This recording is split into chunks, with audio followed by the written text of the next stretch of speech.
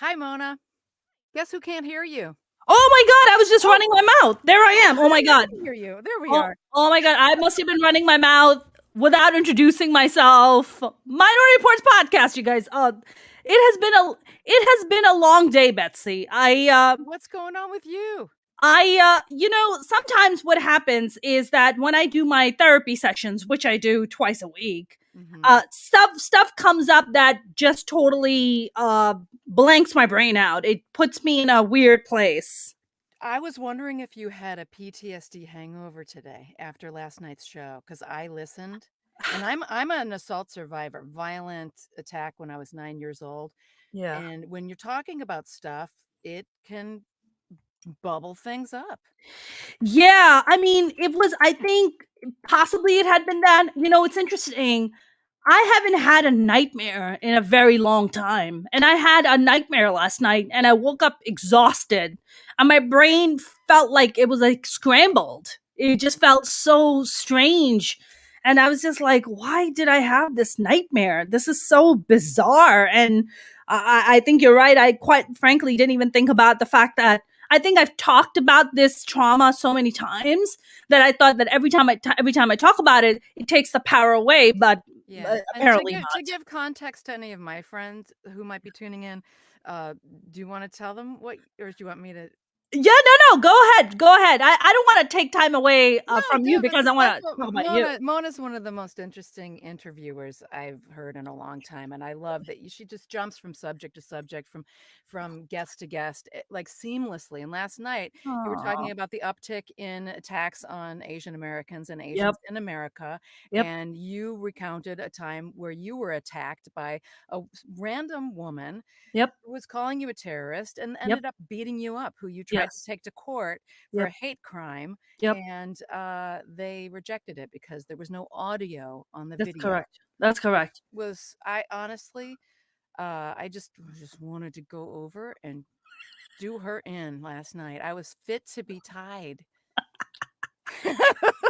But Betsy, I mean, I have wrestled with my anger and my rage over it for a long time. yeah, I feel like it dissipates. And I think maybe last night, because I was talking to the guest and maybe stuff bubbled up. So I don't know, maybe that happened last night, but that's what it is. Because I have PTSD too from an incident when I was a little kid, and Mm, it does. You never know when it's going to bubble up, and that's why I said you might have had a little hangover today. It's yeah. what I call the therapy hangover. What does your kind of hangovers look like? If you ever had PTSD, like what do they look like? What do they feel like?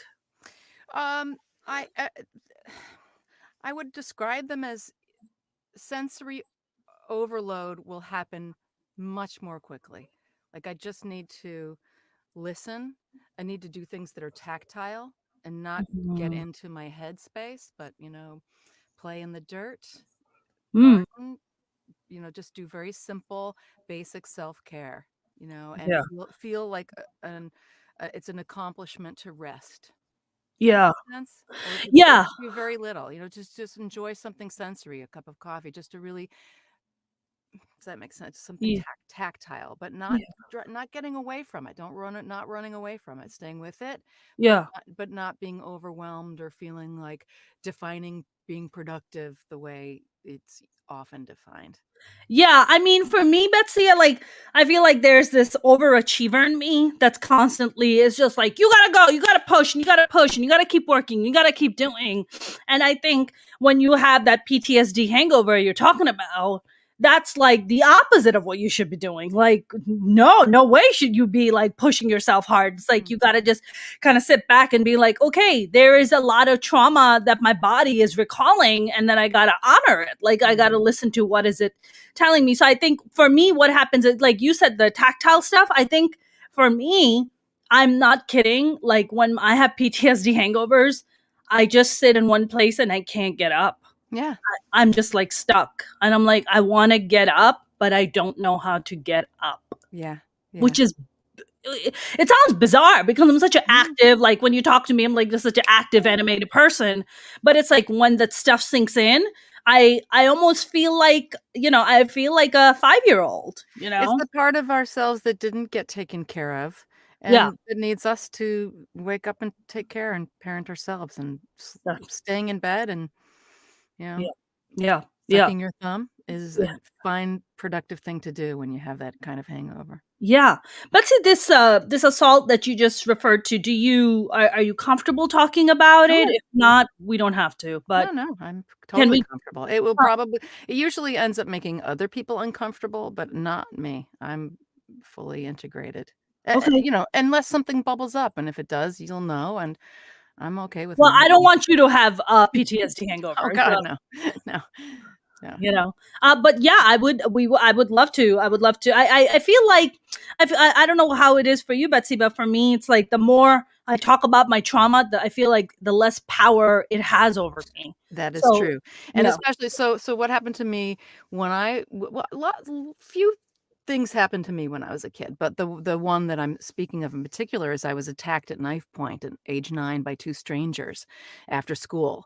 My best friend and I, were chased down, they got her first, they, uh raped her, and I watched, Whoa. while I was trying to call for help, and then they came after me next, and, I viscerally remember the feeling of a knife at my throat. I mean, I can still, like, touch the spot, and I remember the feeling of the forest floor on my back, and I remember the image of the man over me, straddling me and his friend holding me down, and what happened to me what's really interesting about that moment for me is it's the first time I also had, some sort of a powerful voice experience to this day that, uh, I had a voice that I heard that said, "You're gonna be okay. Everything's gonna be fine." And I just looked up at this man, and I just heard this voice saying, "You're gonna be fine." I was like, "Okay, I'm gonna be fine. I'm gonna be fine. I'm gonna be fine." And I just looked at him,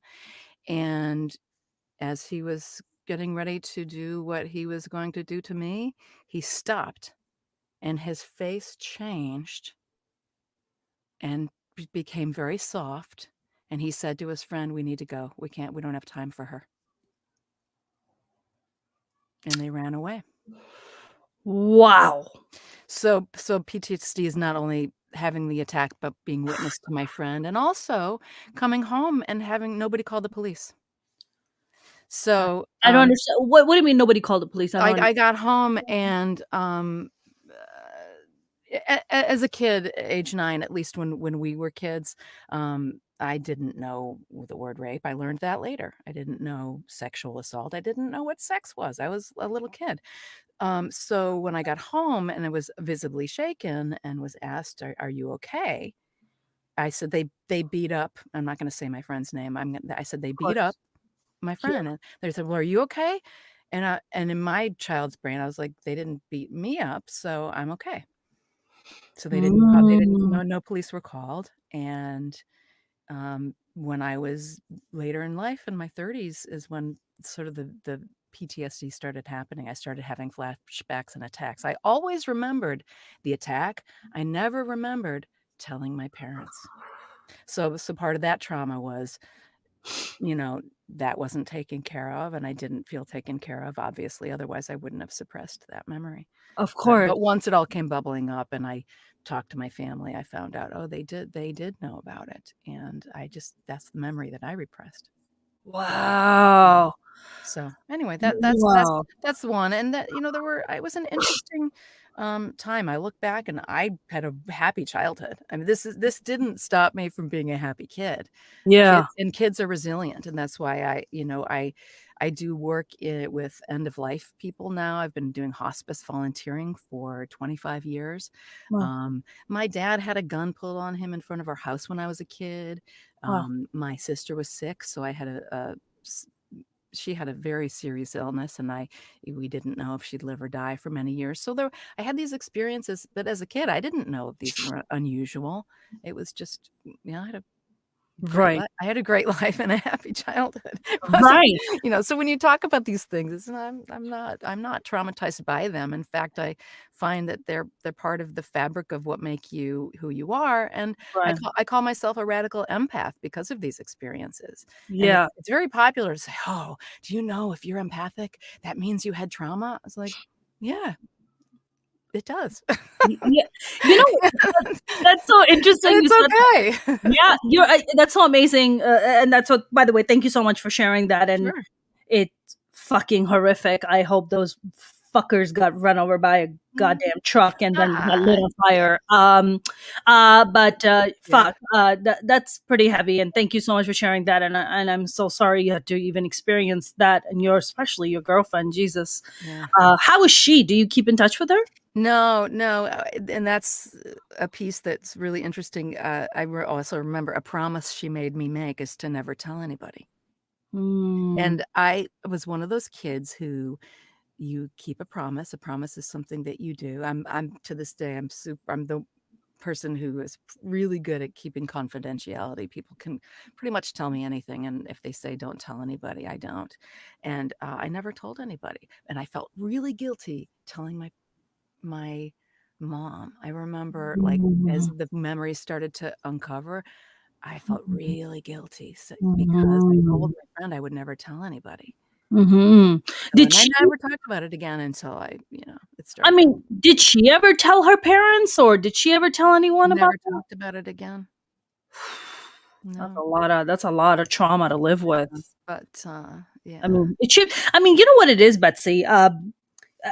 Do you feel like that moment like shaped your life in a way that, when it started bubbling up and you started dealing with it, but to this day, the way Betsy, the way you are today, does that have impact on does it have given you triggers in a way that you wouldn't have had those triggers, maybe? Yeah, and I didn't understand, the I know a lot more about PTSD now, and I remember, and I also I'm a sensitive one. I'm wired slightly differently. I'm I not know. not gonna self-diagnose, but I know. I'm I know you are. That's the part that I absolutely love about you.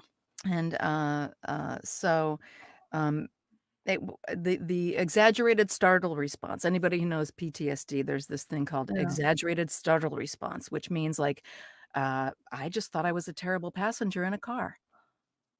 Because anytime a brake somebody driving would, like, touch the brakes or I'd see cars coming, I'd be like, it was always like I'd always react as if I'm about to get hit, or if somebody would come up and say Mhm. if somebody would say hello from behind me, I would jump, and Mhm. that's an Mhm. exaggerated startle response. It's very typical of PTSD.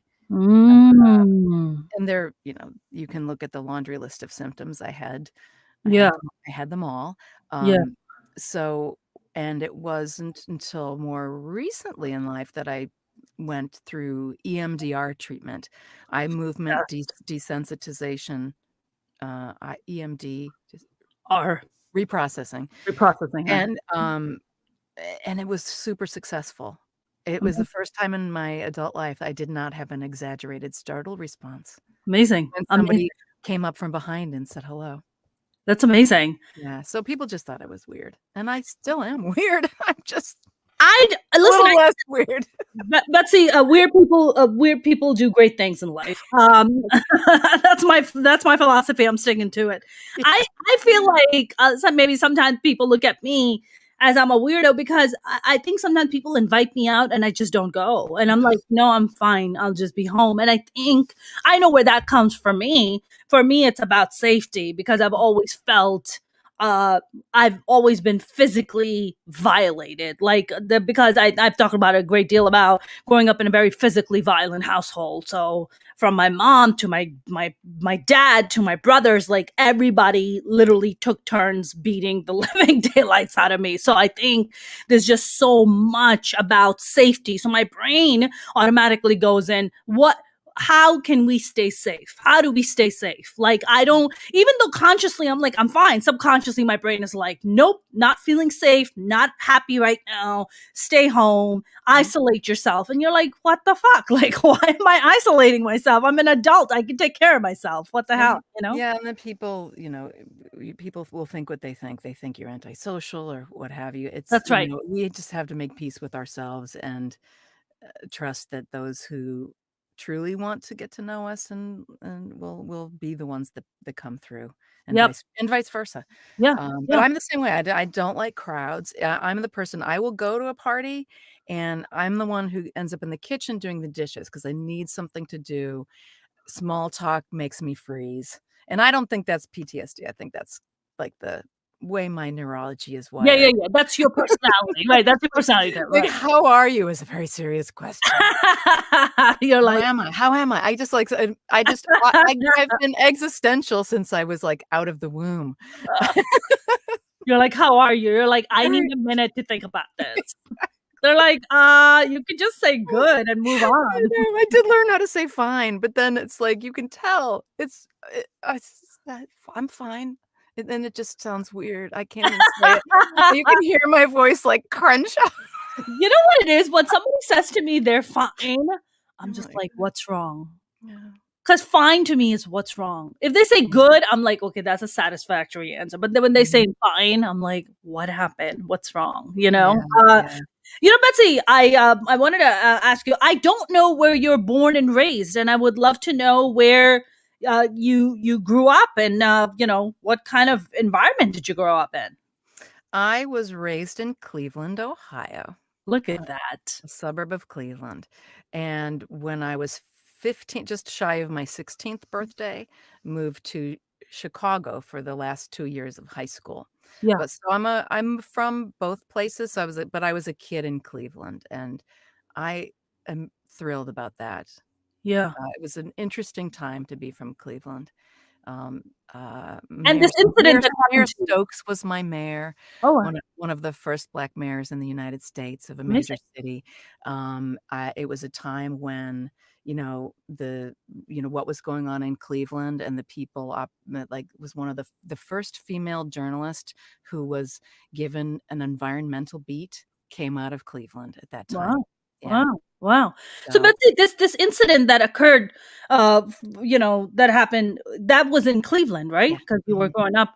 Was this like like a middle class neighborhood? Like, what kind of neighborhood is it that these guys somehow had access to young girls that they can assault? Oh, well, it was upper middle class, but there's a I don't know, who knows where they were from. I don't Mm, know who they were. yeah. I don't know whether they were neighbors or whether they came into this. It was a suburb of Cleveland. It was, called Shaker Heights. It was, like, bordered the city of Cleveland. Uh-huh. I would take the rapid transit. At that time, we were kids running around by ourselves all the time. Yeah. And I advocate for that. I don't think it was wrong, and again, I don't feel it sounds traumatic to hear the incident now, Yeah. just like it was for me to hear your incident last night, and I was, like, gonna get that lady, but, like, for you, you've processed it, and I respect that when I tell the story, Yeah. whoever hears it will have to process it, Right. and that's Right. why we have to respect the Yes. telling of the story, but there's somebody who needs to hear it, Yeah. and, Yeah. you'd ask, did I stray from a question just You now? didn't stray from a question. No, not at all. I actually, after hearing this incident, and that's a very powerful memory to have, and a very powerful experience to have. Did you know that you wanted to be an actor pretty early on, or because you have a journalism background, because that's what you really started off with. Yeah, journalism came by way of acting, and so when I was I have a distinct memory in 3rd grade, there was an assignment where we were supposed to draw a picture of what we wanted to be when we grew up, and I drew a picture of an actress and an actress model. At that time, you were an actor model, and, so cliche, right? But I was the kid who, honestly, pretend was serious business for me. And Mm. I wasn't like, I never wanted to play house. Yeah. So, like, my Barbies, I drew pubic hair on my Barbies because they were not realistic, and it didn't make sense to me. When I was instead of playing house, I played Vegas waitress. And so I would set up the tables, Okay. and I would, have my pretzel cigarettes, and I would lower my voice when I ordered the take my customer's order, my pretend customers, and that's the kid I was, and I'd walk around and I would, I mean, I wish I had film of this, and I was a serious pretender, you I know? love that. Yeah. But that's where the creativity is, right? That's where, like, if you let a kid just thrive, like in that age, you're just like, okay, that's your imagination. That's what you want. Like, enjoy, have a good time, have at it, Mhm, right? mhm. That's your imagination. So The you the the said, other the other thing, though, is I was really shy, so, I wanted to be an actor, but I never did anything to become one, or so I thought, Mhm. because, I also had a grandmother who was, bipolar, who was an actress, and nobody was gonna try to encourage me to do that because she was kind of, you know, and this who is sorry, and who was she? my grandmother was bipolar. Beautiful, Got it. beautiful woman, but, Yeah. Yeah. um, and I just thought she was fabulous, I Oh. remember once at 3 in the morning, I was woken up by the sound of a piano banging, banging, and operatic singing, and my grandmother was babysitting for us, and I was like little Wendy Who. I walked down from the 3rd floor, and I just watched my grandmother singing at the top of her lungs at 3 in the morning, and that was normal for her and so exciting for me. Yeah, because as a kid, you're just like, fuck sleep. Grandma No, I just sing thought with me. she's fabulous. So, anyway, so no, I wasn't discouraged from becoming an actor. In fact, my sister signed me up for everything. She saw my potential. She signed me up secretly for dance lessons when I Yeah, was a kid, and also for a talent show, because yeah, I used to do all this stuff in the living room. I was yeah. never gonna share it with anybody, but my sister saw that, and so I got into a talent show, and I won the talent show, and then was like dance class, my teachers used in dance class when I was a little wee little thing used to say, "She's gonna just have so much fun when she grows up," but I Aw. never auditioned for a play. In 7th grade, I did a play, and there was a scene where I was supposed to kiss the boy in the closet, and he was supposed to come out with a lipstick on his cheek. So, I had lipstick in the backstage, and when that scene came, in the live performance, we were back there, he's like, "Put the lipstick on my cheek." I'm like, "No, 7th grade girls don't wear lipstick. I'm not doing it." So he grabbed it from my hand and he, like, put it on his face and marched out. So I I really didn't know how to behave. I was and I I'm you sound like you sound like a 7th grader who knew her values very early on. You were like, well, "You are not getting a kiss from me, no, sir." no, no. No, just because girls don't wear lipstick. I was more like, it was not realistic. Anyway. So then True the acting. next time I was on stage was I moved to, a suburb of Chicago when I was 16, and, right before graduation, there was a play and this variety show, and I was like, "Oh, I better audition. What have I got to lose?" And I got the lead in the play and the lead part in, like, this, a singer-dancer in this variety show. That's And I wonderful. remember the look on one of the judges, or the people who were casting these things, they were like, "Where did you come from?" Because I was the shy kid, Mm. and, anyway, and I was good in math, so I went to school for accounting. Wow. But Yeah. did your parents try to push you in one way or the other? Where they're like, "We want you to become an accountant. We want you to see." That's the cool thing about having white parents. They're so cool. My parents are great, and That's amazing. they but at the same time, part of it was they were very 1950s values. So I wasn't pushed because Yeah. the goal was get married and have kids. Mm. So the push was, they're super supportive, like, do anything you want, and this is not to put my parents down because they were Right, right, brought right. up where my mom's goal was to be a good mom and wife. Her mother was not a good mom and wife, Mm. and, so my mom, like, that was super important, and she was right. She was, we had a wonder, and my dad was, like, the most compassionate, empathetic man, um, you know until I met my husband, that I've ever known. Yeah. Did And, your so, you yeah. think you think you get the empathy part from your dad?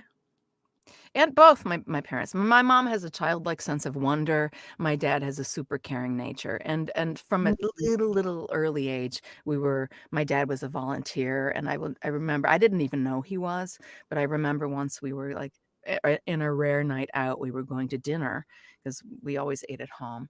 Um, and we had one of our Really? You guys first. didn't go out to dinner as much? Oh gosh, no. How come? It either wasn't done or we were frugal. I have no idea. This isn't not a time when going out. I mean, going to McDonald's was a big deal. When I went to dance Mm. class, my mom would sneak French fries at McDonald's on the way home and say, "Shh, don't tell anybody."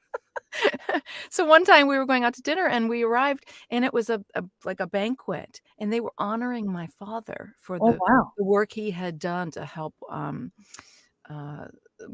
some of the underserved communities in Cleveland to help advocate for better housing. Wow. And I remember Wow. like it just like registered in my brain. Oh, this is for my dad. And yeah, Mm. so it was always instilled in us that we would Did volunteer. they have McDonald's fries there, or they didn't have those? Don't remember the There's food. no McDonald's. In Like, downtown it was in downtown Cleveland. it was in downtown Cleveland. That Mhm. I mean, Betsy, you mentioned your sister. Your sister. What kind of an age gap did you guys have? Oh, this is where I have to think seriously. No, we had a 8-year age gap. And she was younger than you or Older. older? I'm the youngest of 3. You're the youngest of three, so Yeah, she was yeah. 8 years. So you have what, another brother or a I sister? have 2 older sisters, Yeah. and there's an 8-year age gap between myself and my oldest sister, and I think there might be a 4-year gap between the middle sister. I'm So your oldest sister is certain. the one who was sick. Mhm. And I mean, at what age, may I ask what was wrong with her? To respect her privacy, I'd Yeah. rather not say, but I will say that as a sibling of somebody growing up with that awareness that she was just my sister and at home a lot, Right. you Right, know? right, right, right, right, right. No, And yeah, yeah, please go ahead. yeah, so so I thought that was normal. Yeah, it's so interesting. I have 4 older brothers. 2 of my brothers, my second and my third brother, were given expired vaccination for polio in Pakistan, and they ended up with polio because of it. I know Yeah. people look at it now and they're like, polio? Didn't they eradicate that in the 50s? Yes, but Pakistan didn't get the memo till the 80s. Mhm. So yeah, they were like about 30 years behind. Yeah. But in my brother's case, this happened in the 70s where they were given expired vaccination and then getting horrible polio because of it. And of course, there was no treatment for them in Pakistan. So that's how we ended up in the US. And, the thing for me was because I grew up with 2 sick brothers, it was they're just my brothers, right? You're just kind of, as a kid, you're just like, okay, that's my brother. And, my second oldest brother had polio in both his legs. So he wore braces, he had crutches in both his arms. So when we would go to school, like the schools we went to were very strict Catholic schools.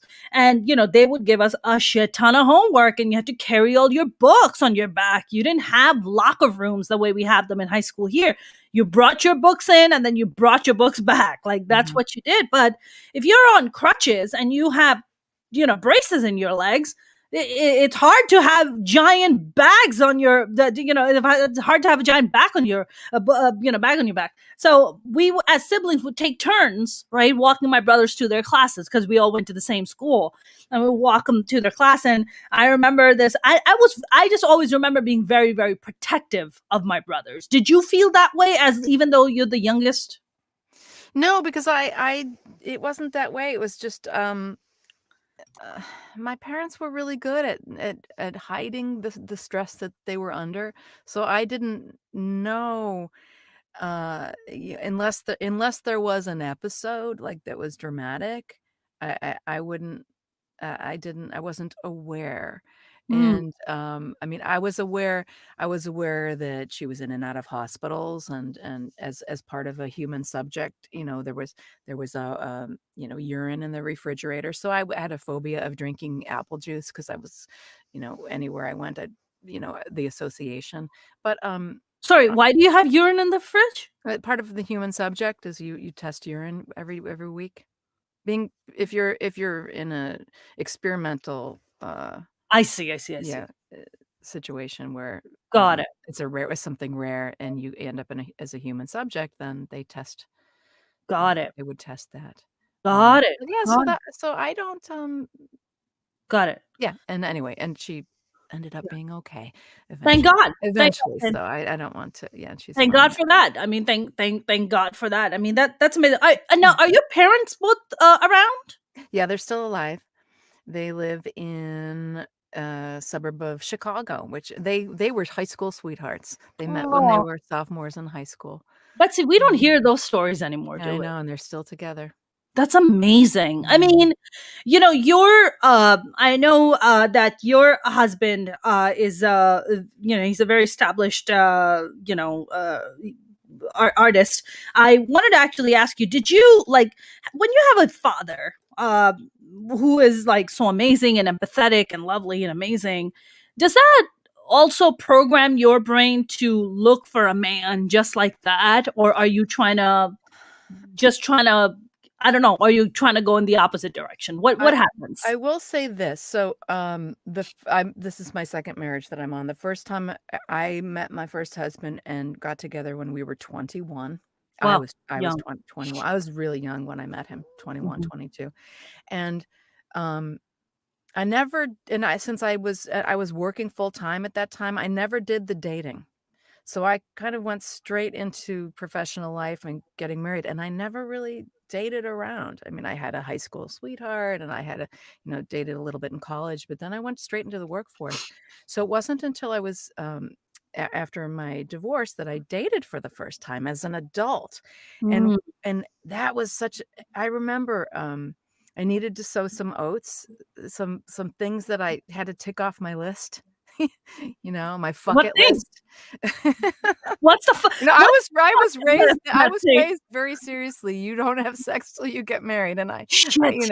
yeah, and I was a little bit of a weird one where I translated that into oh, no, it's also like I went through a super Christian phase as a kid too, where I translated that into this they say that the Mary's a virgin and that the next second coming is gonna come of a virgin, so I'll stay a virgin to get married, but then also maybe somebody needs a vessel for the next Jesus. I mean, I had this imaginative, crazy But those brain. are all very valid questions though, right? I was just so like I told you, my pretend life was extreme.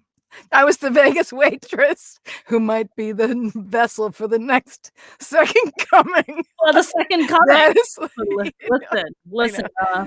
So anyway, so I didn't have a ton of experience when I married my husband, yeah. and like along the way, I remember I was in an acting class once in college, a workshop with Stephen Scott from the Goodman Theater, and I was playing a scene from Cabaret and then Fool for Love, and then, things were going well, and he's like, "Well, we all know what it is to have a one night stand."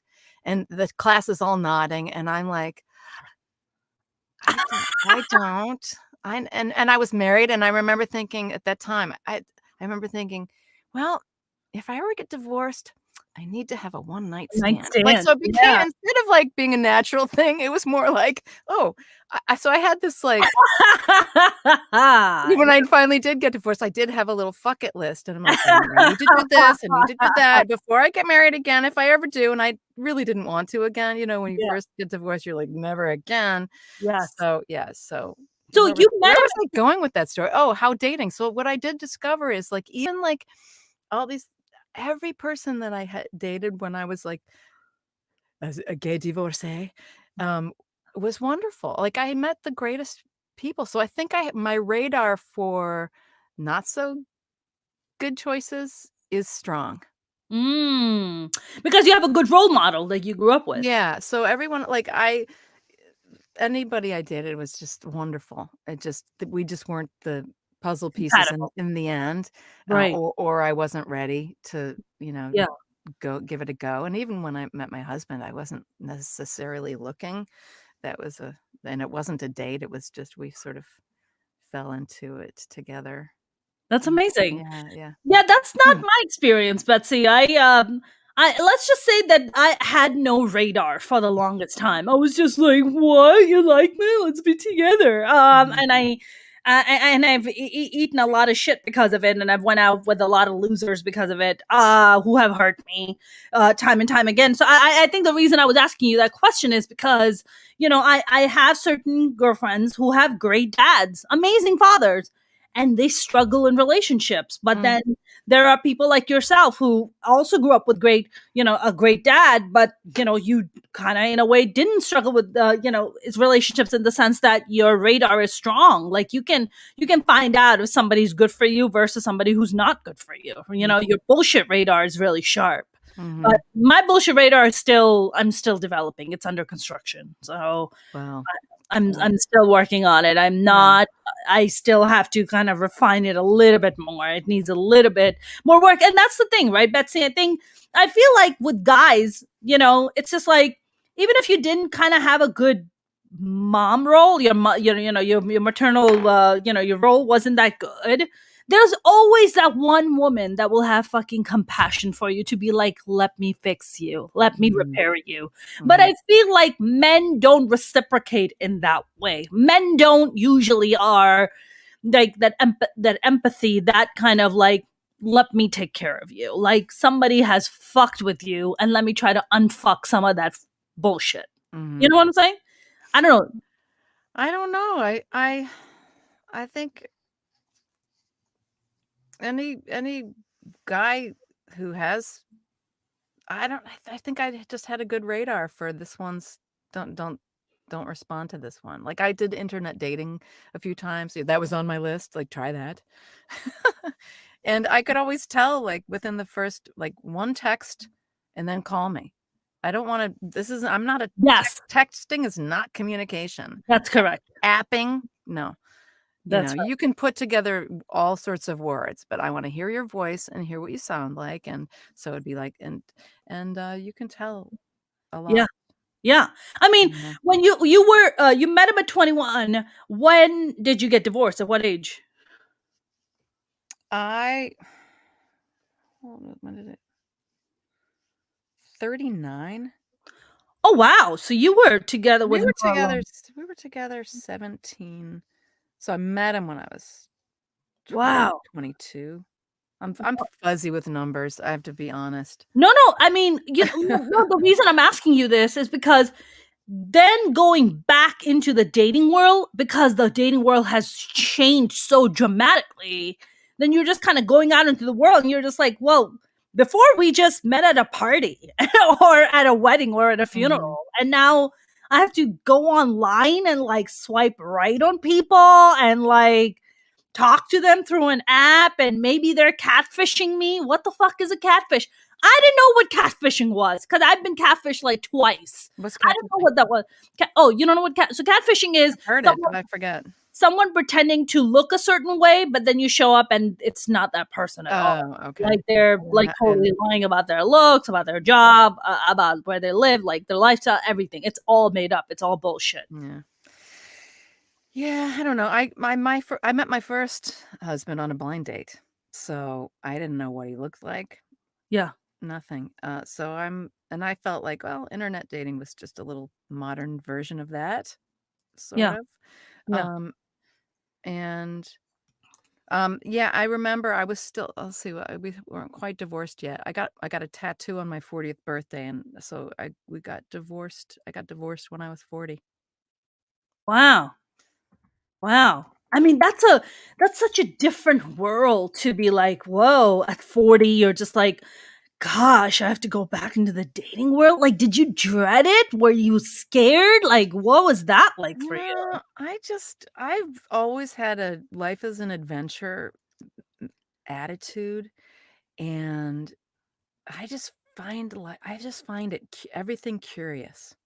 I Yeah. started I mean, I'm fearful too. I'm not, so I don't want to, create this mask that I'm so interesting.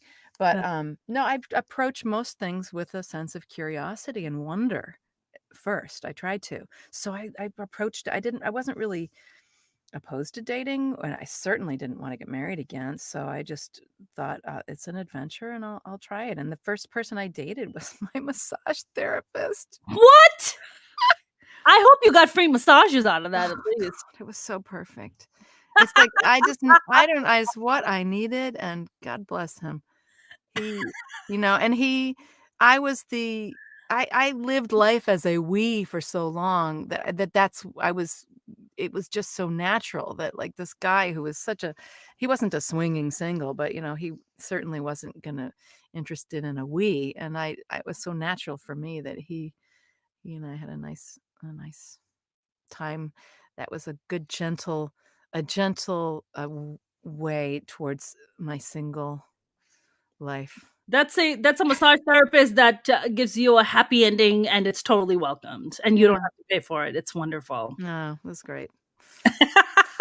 I I love that. And Lady then of I went to Massage. Burning Man by myself. Wow. I just, like, treated the whole thing like, yeah, I always wanted to go to my ex wasn't interested in that, and I was like, "I'm gonna go by myself." And I decided, like, a week ahead of time, so I How was that? What is Burning Man like? I mean, I've heard some crazy stories, but I wanna hear from alright. you your personal experience. I don't think I'm the typical, um, experience because I went by myself. I decided a week ahead of time. I looked on their website and asked 1 or 2 people who I knew who had gone, what you prepare for, and Yeah. I just drove and I went, and I made the goal of I'm not gonna do any drugs, I'm not gonna drink, I'm gonna, just yeah. What's the point of going if you're not gonna do drugs and Well, drink? that's what I'm thinking. Everybody's like, "Oh, it's a naked drug fest." It's actually not. It's like a huge city with 50,000 people that's erected over a month or 2 ahead of the wave of people coming in. Yeah. And, uh, how do I describe it? Well, I will say this, I was so tickled the first morning I woke up because it's like camping, but you're at a gay pride event. I mean, it's Yeah. fabulous, you Yeah. know? Yeah. But with lots of straight people and everybody's in costume. And anyway, I remember waking up, it was, with the sunrise one morning, and I stayed in the Camp Hushville because I like quiet. Okay. I'm a person who has sensory overload very easily, and I didn't wanna, like, have music pounding all night, so I found the quiet camp, and I was quietly having my coffee, and what buzzed by in front of me were 6 giant cupcakes with just people's head outside the top of the cupcake, like, these are, like, small vehicles, and then they had little poopy hats on, and I was like and they just went zoom, zoom, zoom by me as I'm having my coffee, and I'm like, "Welcome to Burning Man." That is Wow. like, you're having your coffee and 6 little cupcake vehicles go by. Yeah. People's Yeah. heads, like, sticking out the top. I don't it's like you're in it's fun, but again, it's not everybody's cup of tea, but it's a camp. It is a camp. You get a booklet, Yeah. there's workshops all week, and there's places for sober people, there's places for circus artists. At that time, I was, I had just done a show as a trapeze star, so I was really interested in the aerial camp and, like, climbing on things, and I was curious about bondage, so I brought a whip, to if people wanted to get spanked. Did the people wanna get spanked? Did you spank someone? Mhm. I And w spanked a few so with my riding crop. Well, you're right. One of the things that I've heard about Burning Man is that people, like there's no money exchange, right? So it's like barter trading. That's what I heard. It's a So gift economy. It's it's a not gift economy. barter. It's not barter. It's Gift, a gi gift gift economy. economy Okay. means there's no expectation of reciprocal exchange. You bring something to give, you offer something, and so do other people. Got it. Yeah. And one of the things I heard is like, oh, you wanna, oh, somebody has something you want, and it's just like, well, I don't have anything to give in return. So do you just want to get laid? No, no, no, no, no, no. Okay. And those are some of the stories that I heard, which kind of freaked me out. And I was just like, I don't know if I want to be a part of that. I I'm not insecure enough to buy into that BS, and I never have been, Yeah. you Because I know? was just like, That's really? like if somebody takes you out to dinner, you owe them Right. For sure. physical, attention. That's Right. not how it works. Right, right. All right. So good to know. Thank you for clarifying that Burning Man is not entirely Oh, people. it's an act of radical self-reliance too. Yeah, That's the other, at least, and I went a long time ago. So I went once, and then by myself, met some interesting people, met people from a camp out of Seattle that invited me to return yeah. and be in charge of the water for their entire camp. And so the next year my plan was to go and be part of a camp. But when the time came, I was just like, no, I don't really need to go back again. So I drove up, I got all the water settled into the camp because I had promised to do that, and then I turned around to LA and went home. How nice. And How I've never been back. How lovely. I mean, Mhm. Betsy, I actually gonna make a little bit of a segue. I know that you and I have been talking about you are currently in two national commercials. One is a Yeah, shingle commercial, and yeah. the other one is it a Toyota Prius commercial? Experian. I was in a Toyota campaign. Okay. Yeah, most of my, career as a actor, I supported myself handsomely by being in commercials. So I did a commercial campaign for Toyota. I've done 2 commercial campaigns for Toyota. This year, and last year, it was Experian. Yeah. John Cena is an actor, and Yeah. he had the Boost Cow campaign, and Yeah. Yeah. I was the Boost in Show. I was the dog show host. Got So it. I was like the Catherine O'Hara type, um, Got it. Got it. and with my co-anchor, who was also my co-anchor in a Toyota spot, so we have a history together as How interesting. and, How interesting. Ivan is his name. And then, and then also the shingles. Shingles can be what? Yes, I saw that. I finally watched the commercial and I was like, got it, got it. Yeah. I was like, that's not your husband in that commercial with you. No, no, that's Jim Hanna, wonderful actor. We had such a fun day on set, and the spot is created by Fred Goss. It was cast by Arlene Schuster Goss, and Fred is an amazing actor and a writer. He's also a writer who he wrote the spot. So people will say, "Did you come up with the what?" I'm like, "No, he wrote that." Wow, that's so Yeah. because I saw the Latin version of that. Not that it was in Spanish, but Mhm, Latina mom and daughter, and I mhm, saw that, and then when you mentioned, I was like, oh, so you're in the other version of that. So I mhm. gotta watch that. But see, when you do commercials and stuff, have you ever been on set? Whether it's commercials, I mean, your credits are amazing. You were in Master of Sex. With I mean, Allison Janney. Yeah, that was a Allison Janney, highlight, yeah. who I freaking love. She's amazing. I just love that woman. She's amazing. Have you ever? I did a commercial. I got hired for a Chipotle commercial. I was on set, and the two leads were, a man and a woman, right? And the woman was amazing. She had her lines down pat, and there was a lot of script. And the guy kept fucking up his lines. He just kept messing up his lines, right? And Ay. rather than being like, let me take a deep breath, he started throwing a fucking fit right on set. The actor? Fuck! Then he's like, fuck, fuck, fuck. Yeah, the fucking actor is losing his fucking going batshit crazy in front of the director. Fuck, fuck, I can't get the fucking line right. And we're all watching. And the director's going like this. It's all right, man. You'll get it. It's all right, man. Never. I've never experienced that. Wow. I mean, it's so you have to respect how many people are look, I understand you're going through your thing. Go to the bathroom. You've got it. You're mic'd. You've got a whole team of advertising people watching you and listening to that. Why would you do that to the people? Betsy, That's so unprofessional. No. Betsy, he was going off, and the director was being like, "It's okay." Yeah, He was because just being they have to subtle. keep the actor comfortable. All they wanna do is get a good performance and not regret casting this person.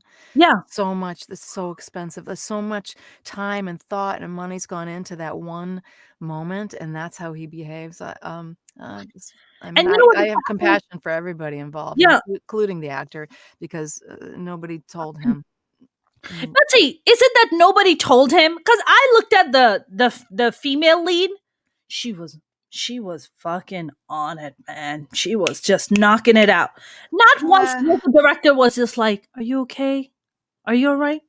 No regard for her, right? And I was just like, you're right. There's a lot of money that goes in it. And you're right. The director wants to make the lead actor comfortable. But I'm also saying to myself, you got this job because you're a professional. You've Is it done a famous other. unless it's a famous person and, He they're wasn't that famous. I've never okay, seen him in anything else, okay. but he's apparently worked with this director before.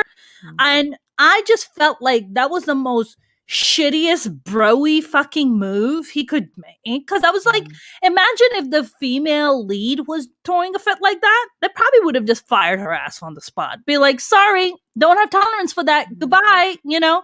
But I felt like as a dude, all the women I remember on set when we like finally cut for lunch. And I remember we were all sitting around each other and we were like, what the fuck was that? We were like, if we threw a fit like that, we would be fired like on the spot. mm. Do do you feel like there's like truth to that or no? Truth to what? Truth of the fact that, he got better treatment because he's a dude, not a woman. Mm, I mean, throwing a yeah, fit, I mean, that's I think it's it was look, like this is like the how are you question.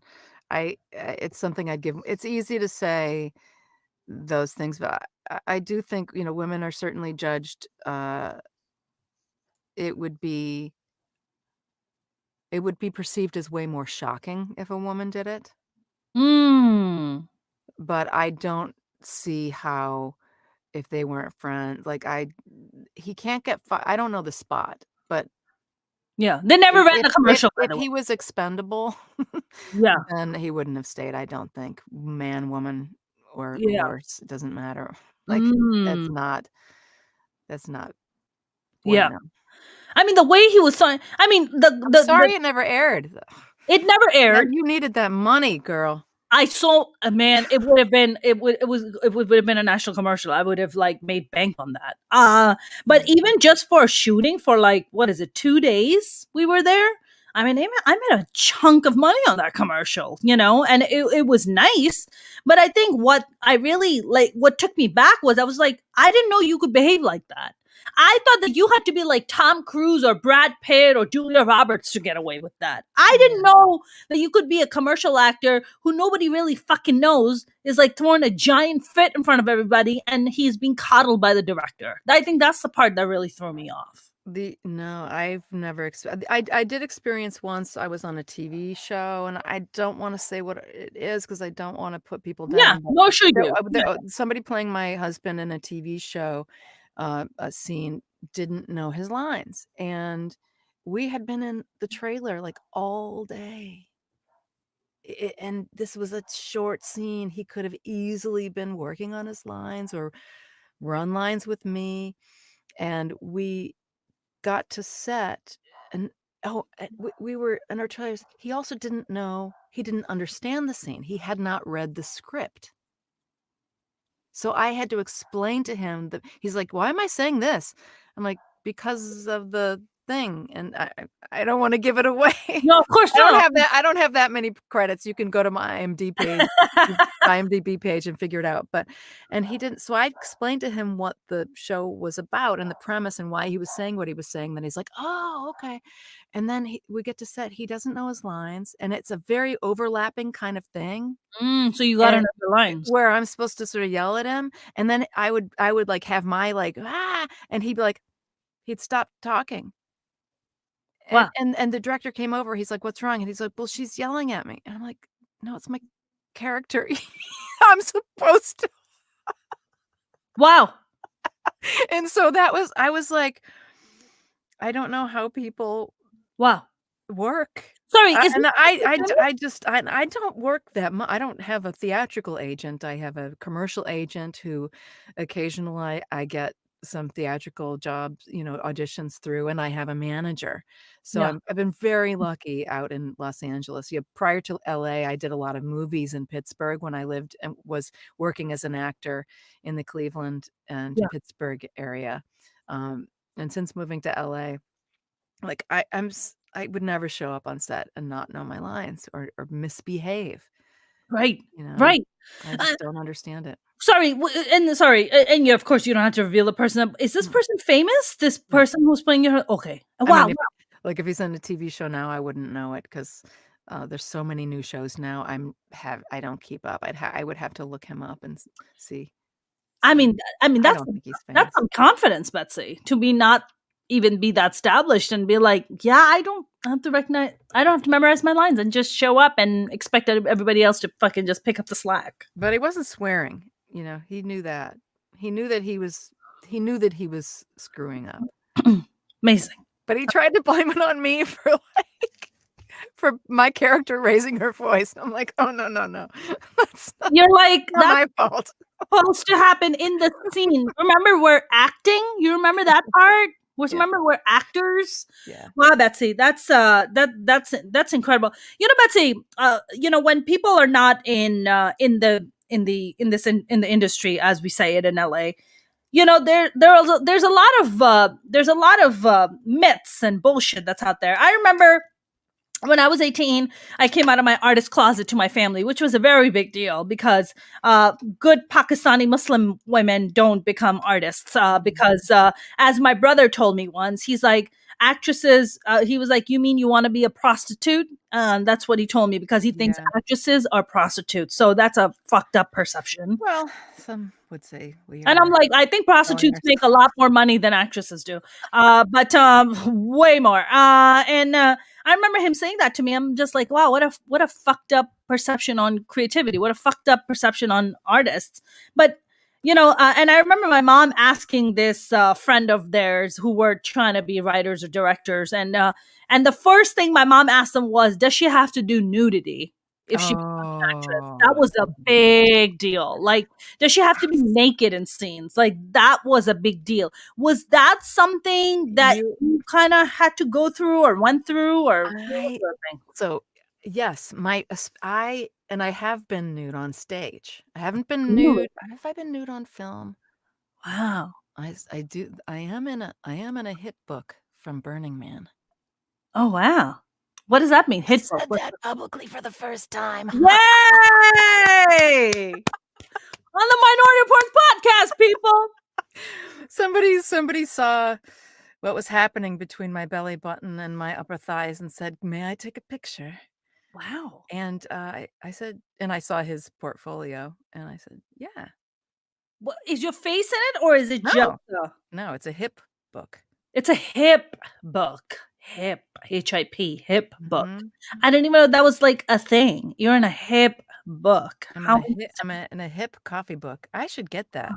You should get I that. know, 'cause, But this is when I would have been and now, the older you get, you're like, "Ah, I wish I did more right? nudes." Yes.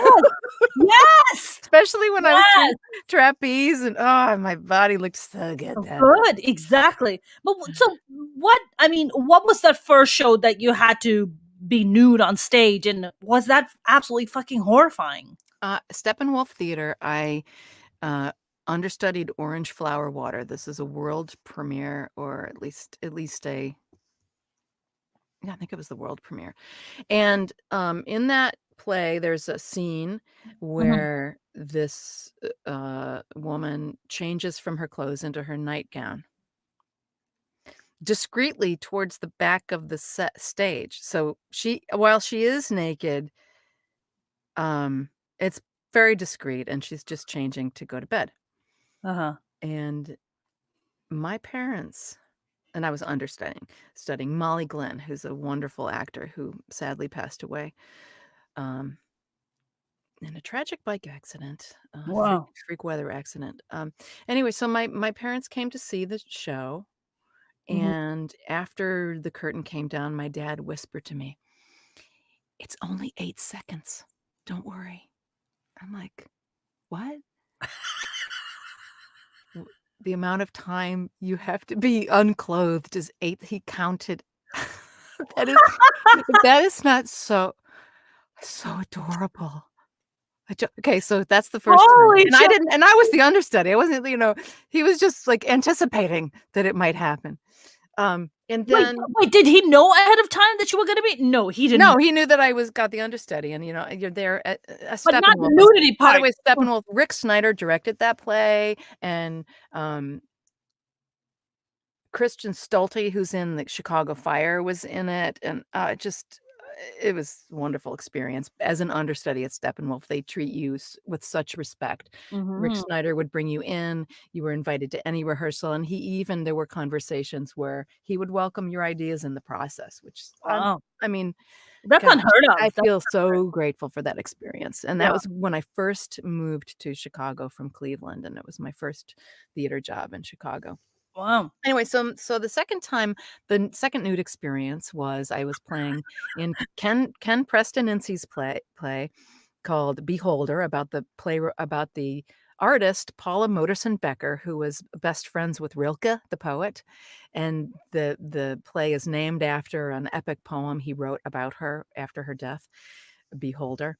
And, she's known she's very famous in Germany, not as well known in the States, but was one of the first she was, I think, the first woman to ever do a self-portrait in the nude.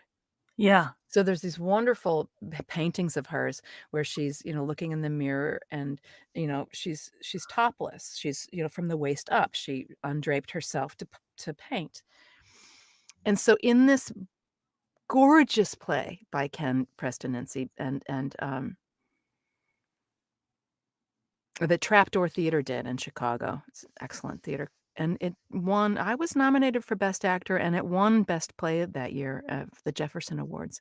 Wow. Anyway, so at the end, when w she dies, there's this scene where she's painting herself, and I undrape myself, and my back is to the audience, but there's I think there's a mirror, and I'm painting, and it's a wonderful scene, and it was the kind of play where people were so moved by the beauty of it, Mm. and my mom and the my mom happened to be sitting next to somebody who knew me, but Okay. my mom didn't know that, and so this is the story that I was told.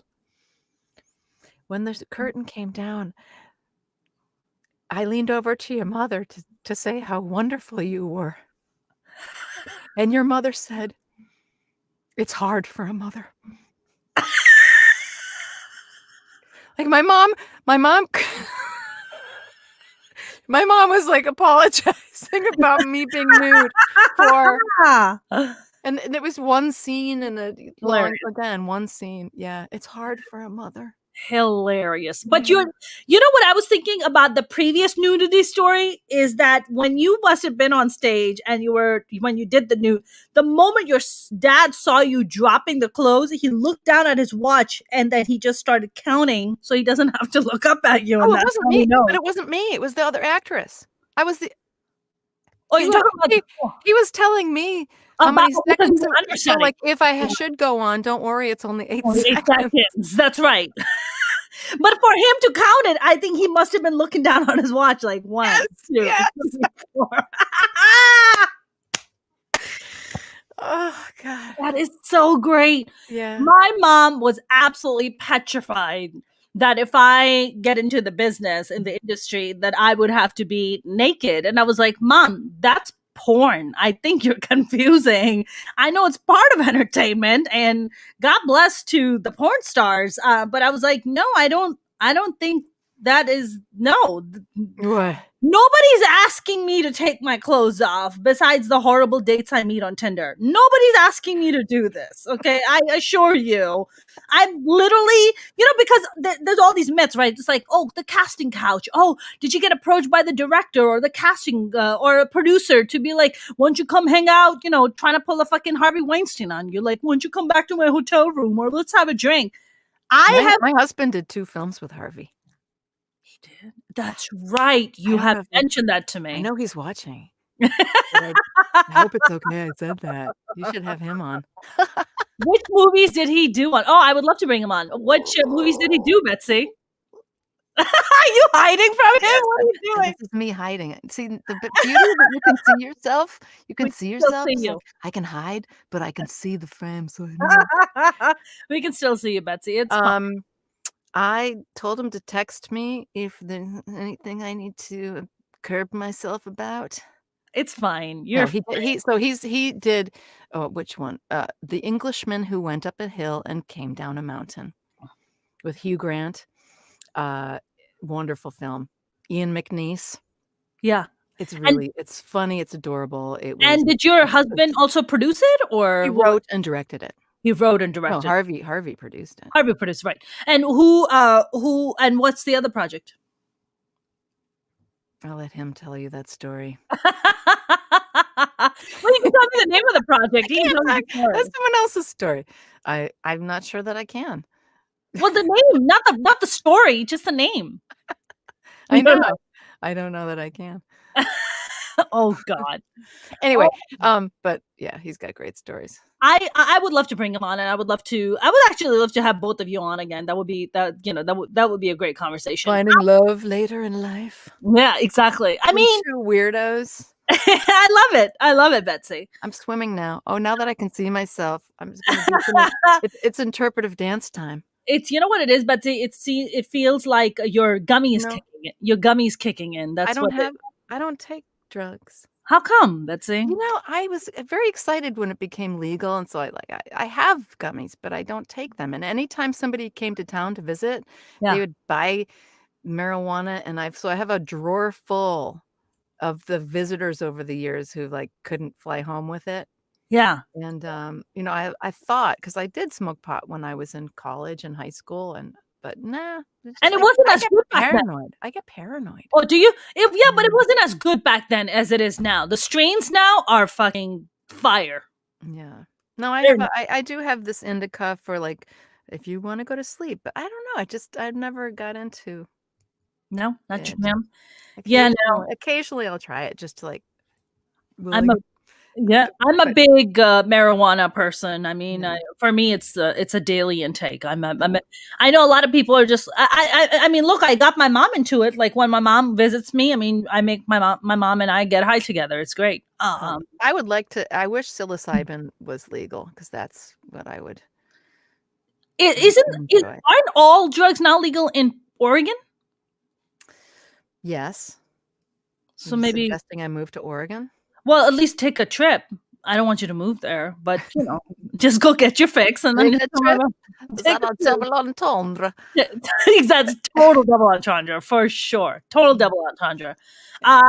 Betsy, I know we're gonna start wrapping up soon, and I know I previously had you on along with your cast of a amazing live show that you produced called "For the Love of a Glove," which is based on Michael Jackson's life. It's a musical. It's interesting. It's very imaginative. It's funny. It's the unauthorized sci-fi musical fable of Michael Jackson's life, as told by his glove. As told by his glove, not by anybody else, but by his glove, which is entirely fair. It's really the only way to tell his life story. Yeah, no, it did very, very well. We got incredible press for it. So. Yeah, it'll come back when it's safe and everybody's ready to enjoy theater again. Yeah. Is there any role in there where you can do or you can perform, or no? There's nothing. No. You're talking Motown Jackson 5, Motown 1970s. No, I mean it's childhood. People, it's childhood through young adulthood, and there's not a part for me. There's no part for you, but you came out as a producer. Yeah, I do some puppeteering. So, and it has 26 puppets in the show that were designed by Robin Walsh and Adrian Leonard, and crafted by Ron Binion. So it's a masterful work of puppetry. This piece, and it has, like I said, 25 puppets in it. Wow. But I'm a puppeteer. I'm a teaching artist. Oh my gosh. After this interview, who knows if I'll still have a job at the Natural History Museum. I think they're going to I am a promotion. Betsy, you're getting a promotion from them. Don't worry. No, I do. I'm going to show you. This is the creature that I operate at the La Brea Tar Pits. Wow.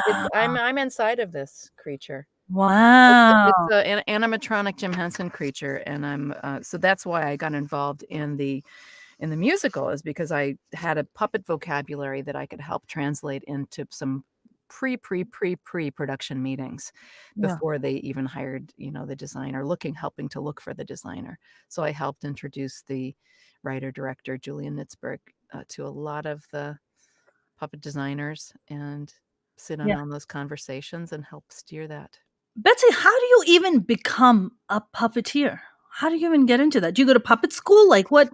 Well, when I was in college, I told you I started as in accounting, but then I pivoted to studying dance and theater. I went to Columbia College in Chicago when Sheldon Patinkin was headed the theater department there, and so I have a dance background based on studying dance, minoring in dance, um, and over the years in my theater work, I somehow became known as that actor who would do anything physical with, fearlessly. So, Mhm. for example, there was a play in Chicago, and they came to me and they say, "We need the lead in the show has to also be a trapeze star, but we don't know any actual trapeze artists who are good enough actors. Can we train you with the Gaunis brothers for 3 months so that you can do this part?" And I'm like, "Yeah." Yeah. So Sign me up. I trained with the Gaunis brothers every day for 3 months to play this part in a play in Chicago as a trapeze star. So Wow. I was doing the double cradle and the static trapeze for that project. So along the way, to answer your question, how does one become a puppeteer? I Yes. acquired skills. I did stilt walking in Chicago for Red Moon Theater on a project, and I've just been that person who like, "Oh, she can do this." After going to Burning Man, I I learned how to do fire performing, and I worked in a fire one of my first jobs in LA was I made fire tools for fire performers. I love working in a shop too. I'm a real handy person. So, when this job opening popped up on Actors Access, Yeah. like actors do, looking for work, it was like, you need to be able to host. You need to not be claustrophobic. You need to be able to write. And you need to be able to crawl inside of a very heavy object, and with no visibility, Wow. or low Wow. visibility. And I was like, well, that sounds like me. And it turned out that it was a gig operating this Jim Henson creature as part of a pilot project for the Natural History Museum of Los Angeles County Wow. for the opening of their Age of Mammals exhibit in 2010. And a job that I had no idea. They ended up building the puppet on me. To this day, you can see my body mold at the Jim Henson Creature Shop website if you go there. And I love it. I didn't I when I signed up for this, I didn't know I'd be doing it 10, 11 years later. So, but 2 days a week, I've been crawling inside that 75-pound creature and telling the story of, the Ice Age in Los Angeles. It's now at the Tar Pits, which is it's a sister museum to the Natural History Museum. Yeah. Yeah. Since I mean that's your kind of that's your ongoing gig. And how long you been doing that for, Betsy? 11 years. Yeah. Wow. Yeah, So, so but if you have a play or if you have a show you land, you just go and do that, and then you just what kind of take a break from this? yeah, well, I do the shows I purposely have the shows Saturday and Sunday.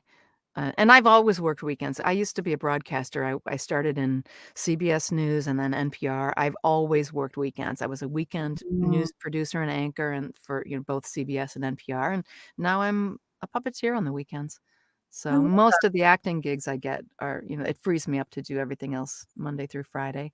yeah, And yes, of course, it's flexible enough. There are other puppeteers. It's a team of performing artists at the Natural History Museum, yeah. teaching artists. So if one of us gets a gig, we cover for each other. I love that. I love that so much. Betsy, where can people follow you? Do you like people to watch your work and follow you? And where can they follow you? You can. I'm on Instagram and I'm on all of the socials. I hesitate because I'm on TikTok and Instagram and Facebook and I'm Yeah, and on what are those? Cameo now. I've got a Cameo gig tonight. Somebody booked me.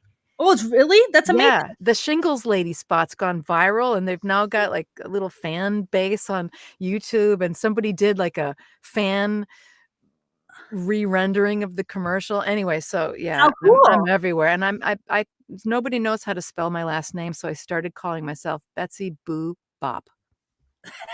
Like Betsy Boo? Bop. That's a good one. And That's Boo Bop. is that all across on Facebook, on Instagram, on Twitter, on TikTok? Is Oh that the yeah, I'm on same? Twitter too. Yeah,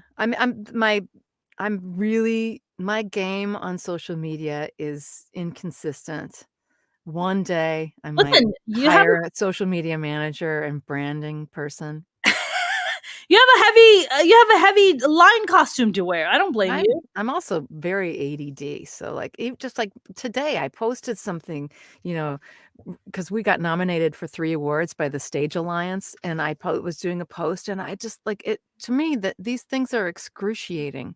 Yeah, Yeah. the promotion. No, just typing, just posting and finding and organizing and That's what, yeah, hashtagging. Oh, that's what. you guys are, like, people, you are amazing at that. Oh God. And then I'm told I'm rude. I'm like, "Really? I didn't even see your message." Not I didn't I don't know. Rude about what? What, not Oh, like, you what? didn't you I messaged you, you didn't reply. I can tell you saw it. I'm like, "Oh, you can tell I saw it? Really? It was opened means I saw it?" Right, because it has the receipts, like, it gives you receipts, that's right. No, Seen, and you're like, no, yeah, Nick, make no assumption. That's like, call me. I grew up before answering machines, and "Fucking tattletale." I have an analog heart. I'm with you. Betsy Zajko, what a pleasure. Thank you so much for chatting, and thank Thank you so you. much for starting the podcast with such a boom. So this was such a wonderful conversation. I would love to bring you and your husband back on. That would be amazing. All right, love you. Well, I love you too. I will see you soon, my friend. Thank you. Bye. Take care. Bye-bye. That was my lovely, lovely guest, Betsy Zajko. I really encourage you guys to go back and rewatch this podcast and even share it. It would really mean the world to me. If you have not subscribed to my YouTube channel, please do. You can go to youtube.com/Mona Shaikh comedian, and you will see the Minority Reports podcast, playlist there, and you can watch the whole thing. And I have incredible guests like the one I had today, Betsy Zajko. I've had Margaret Cho on there, Congresswoman Katie Hill, Trey Crowder, my goodness, Felipe Esparza. I've been very fortunate to have some incredible guests. So please do go check it out. It would mean the world to me. You can also follow me on Instagram and Twitter at Mona's Comedy, and on TikTok and Facebook at Mona Shaikh Comedian. You guys have a good evening. I will be back tomorrow with a brand new guest. Stay safe out there. Thank you so much for tuning in.